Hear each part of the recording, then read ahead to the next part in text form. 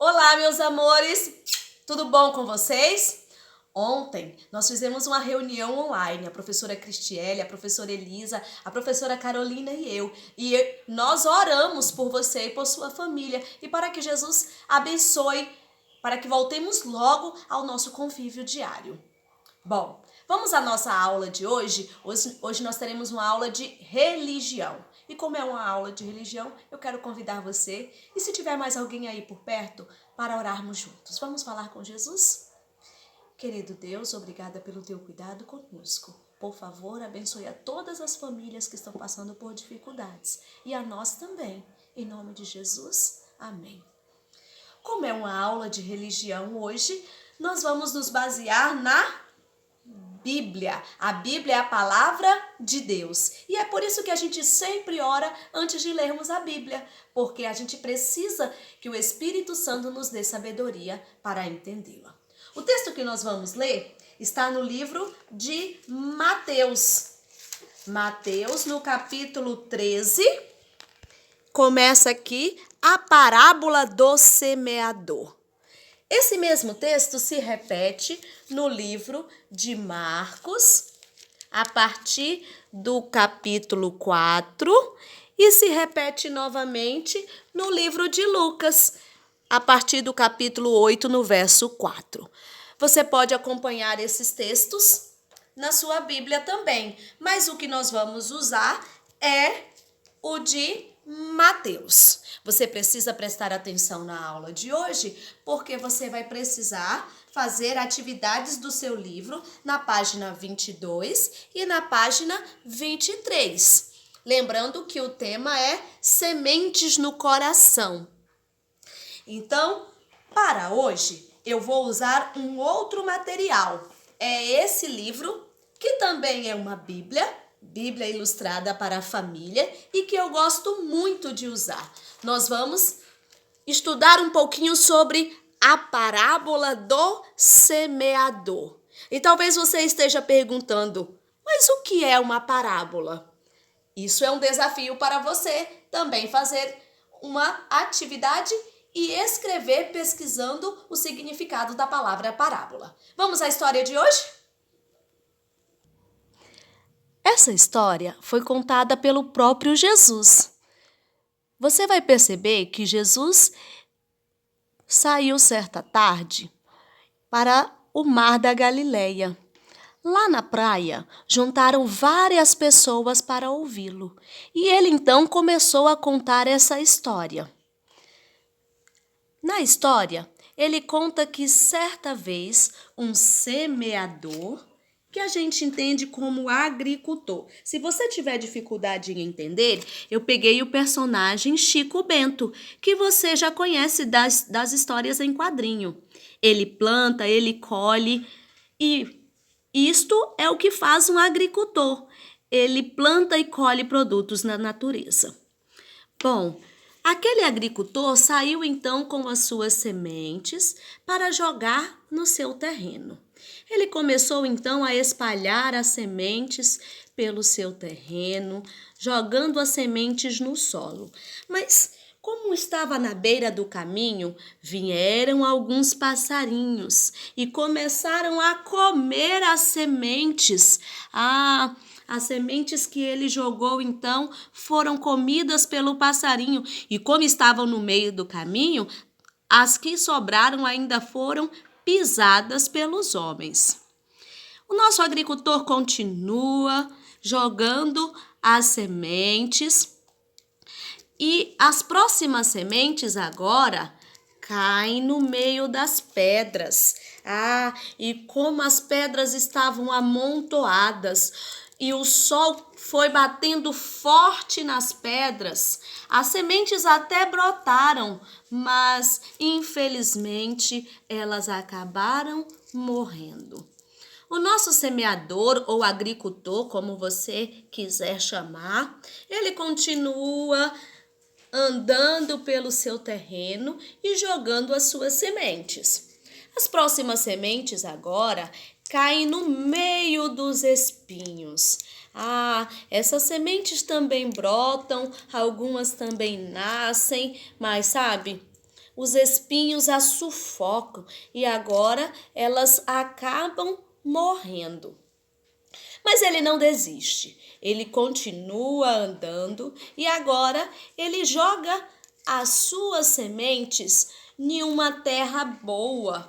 E como essa terra era boa, ela era bem adubada, tinha vários produtos que ele tinha usado para adubar a terra, as sementes começam a brotar e aparecem então as plantinhas, as flores, os frutos começam a se produzir naquela terra boa.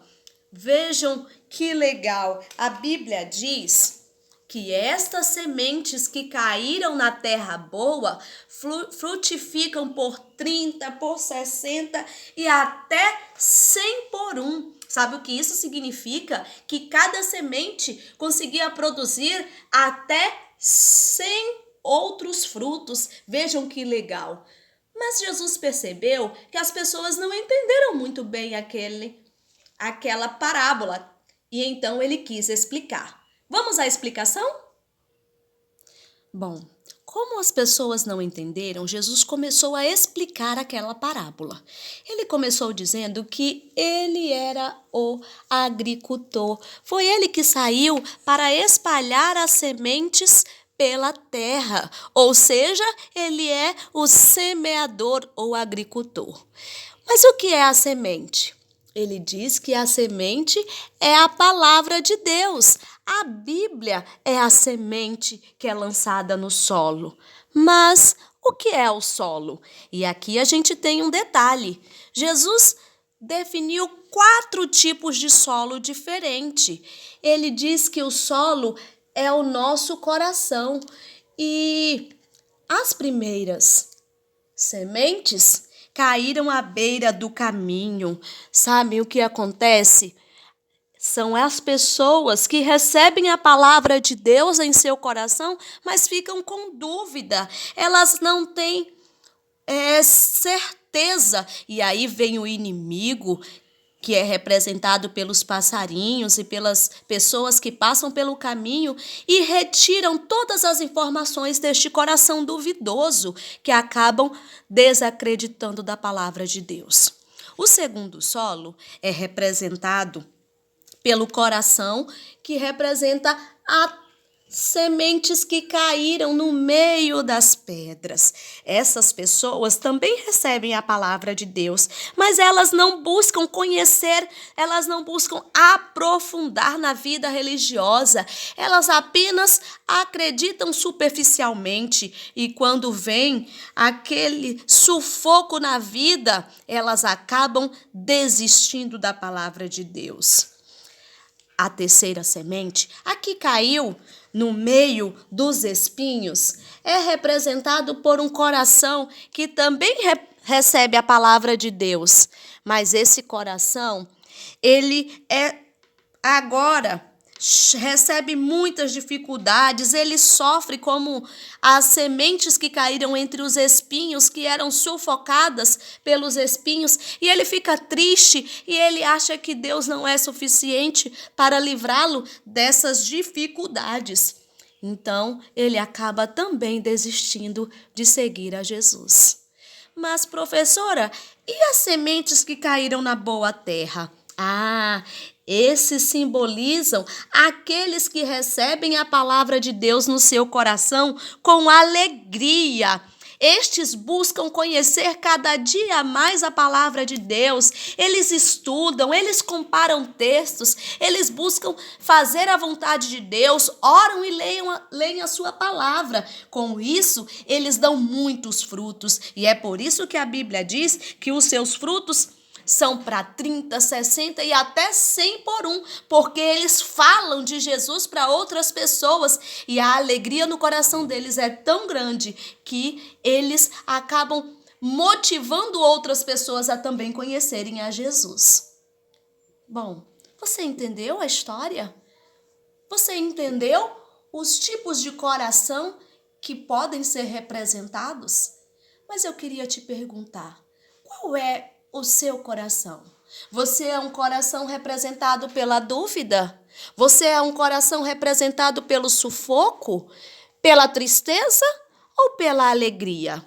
Quando Jesus nasce no nosso coração, nós temos então a oportunidade de viver alegres e de compartilhar a palavra de Jesus. Sabe o que isso significa? Que nós vamos dar muitos frutos. A nossa semente, a semente da palavra de Deus em nosso coração vai se multiplicar e outras pessoas conhecerão a Jesus. Que tal ter o coração alegre e receber a palavra de Deus de bom grado?